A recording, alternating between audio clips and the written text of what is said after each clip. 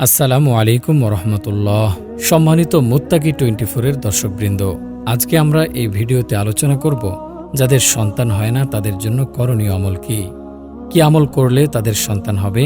জানতে হলে ভিডিওটি একদম শেষ পর্যন্ত দেখুন। তো চলুন কথা না বাড়িয়ে ভিডিওটি শুরু করা যাক। বিয়ের পর অনেক দম্পতির জীবনে কয়েক বছর চলে যায়, কিন্তু কোনো সন্তান জন্মলাভ করে না। বিভিন্ন রকম চিকিৎসার পরও তারা হতাশ হয়ে পড়েন। নানা দুশ্চিন্তায় তারা নানা ধরনের মাধ্যম গ্রহণ করতে চান, অথচ আল্লাহর কাছে সন্তান চাওয়া সর্বোত্তম। যারা নিঃসন্তান তারা সন্তান লাভের দোয়া ও আমল সম্পর্কে জানতে চান, তাই তাদের জেনে রাখার সুবিধার্থে এখানে 8টি আমল বা দোয়ার কথা উল্লেখ করা হলো। 1. সন্তান সন্ততি দানের মালিক কেবল আল্লাহ।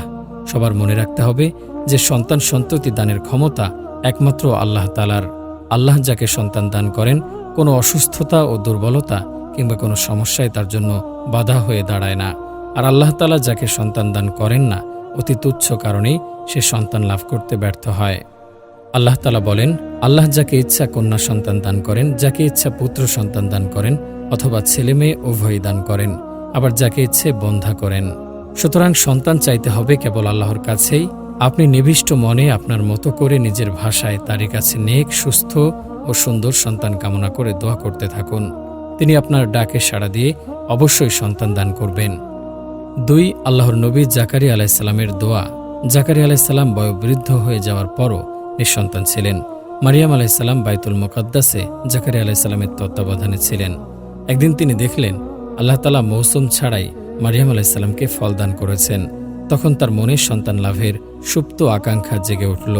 তিনি ভাবলেন যে আল্লাহ বিনা মৌসুমে ফল দিতে পারেন, সে আল্লাহ বৃদ্ধ দম্পতিকেও সন্তান দান করতে পারেন।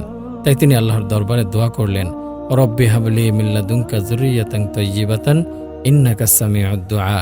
হে আমাদের প্রতিপালক, তোমার পক্ষ থেকে আমাকে পুত পবিত্র সন্তান দান করো, নিশ্চয় তুমি প্রার্থনা কবুলকারী। 3. দোয়ায় বৃদ্ধ বয়সেও সন্তান লাভ হয়। জাকারিয়া আলাইহিসসালাম মহান আল্লাহর শরণাপন্ন হয়েছেন। তিনি সন্তান লাভের জন্য আল্লাহর বিশেষ করুণা চেয়েছেন। মহান আল্লাহ তার দোয়া কবুল করেছেন। এতে বোঝা যায় নিঃসন্তান দম্পতির জন্য আশার আলো সবসময় জ্বলে থাকে।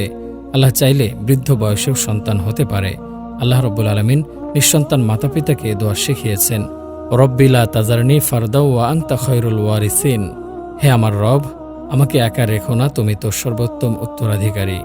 অতএব আপনিও দোয়াটি করতে পারেন। ইনশাআল্লাহ আল্লাহ আপনাকে নেক সন্তান দান করবেন। 4. সন্তান লাভে ইব্রাহিম আলাইহিসসালামের দোয়া। আল্লাহর অন্যতম প্রিয় নবী ইব্রাহিম আলাইহিসসালাম আল্লাহ তাআলার নিকট দোয়া করেছিলেন সৎ পুত্র সন্তানের জন্য। আল্লাহ তাআলা তার দোয়া কবুল করেন, তাকে নেক পুত্র সন্তান দান করেন। এর মাধ্যমে আল্লাহ তাআলা শিক্ষা দিয়েছেন যাতে বান্দা এ দোয়ার মাধ্যমে তার নিকট সন্তান কামনা করতে পারে। দোয়াটি হল, রব্বি হাবলি মিনাস সলিহিন। হে আমার প্রভু, আমাকে এক সৎপুত্র দান করুন। 5. আল্লাহর খাঁটি বান্দাদের দোয়া।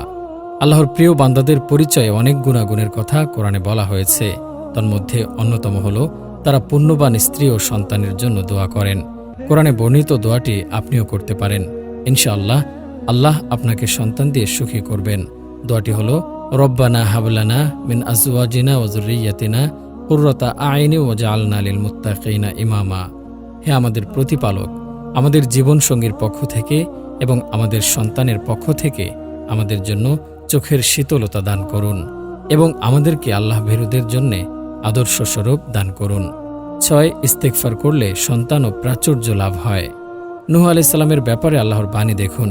ইস্তেগফারের ব্যাপারে বলা হয়েছে, তিনি তোমাদের উপর অজস্র বৃষ্টিধারা ছেড়ে দেবেন, তোমাদের ধন সম্পদ ও সন্তান সন্ততি বাড়িয়ে দেবেন, তোমাদের জন্যে উদ্যান স্থাপন করবেন এবং তোমাদের জন্যে নদীনালা প্রবাহিত করবেন।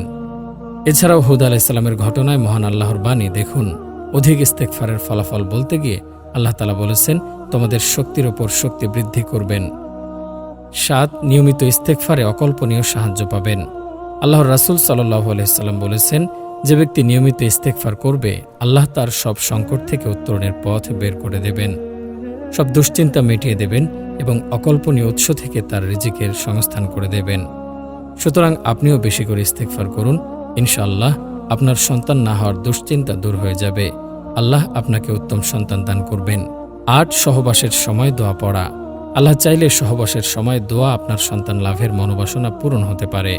আবদুল্লাহ ইবনে আব্বাস রাদিয়াল্লাহু আনহু থেকে বর্ণিত হাদিসে রাসূল সাল্লাল্লাহু আলাইহি সাল্লাম বলেছেন, যখন তোমাদের কেউ আপন স্ত্রীর সঙ্গে মিলিত হওয়ার ইচ্ছা করে তখন উক্ত দোয়া পড়ে যেন মিলিত হয়।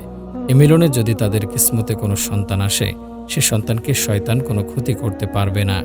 সহবাসের দোয়াটি হলো বিসমিল্লাহি আল্লাহুম্মা জান্নিবনাশ শাইতান ওয়া জান্নিবনাশ শাইতানা মা রাযাকতানা। হে আল্লাহ, আপনার নামে শুরু করছি, আপনি আমাদের নিকট হতে শয়তানকে দূরে রাখুন। আমাদের মিলনের ফলে যে সন্তান দান করবেন তা হতেও শয়তানকে দূরে রাখুন। পরিশেষে মনে রাখুন যে কোনো মানুষের কাছে সন্তান কামনা করা যাবে না। সন্তান লাভের জন্য অবৈধ ও অনিসলামিক উপায় অবলম্বন করা যাবে না। নিঃসন্তান দম্পতির উচিত আল্লাহর ওপর ভরসা করে উল্লেখিত দোয়া পাঠ করা। আমরা আপনার জন্য দোয়া করি, আল্লাহ আপনাকে নেক, সুস্থ, সুন্দর সন্তান দান করুন। আমিন।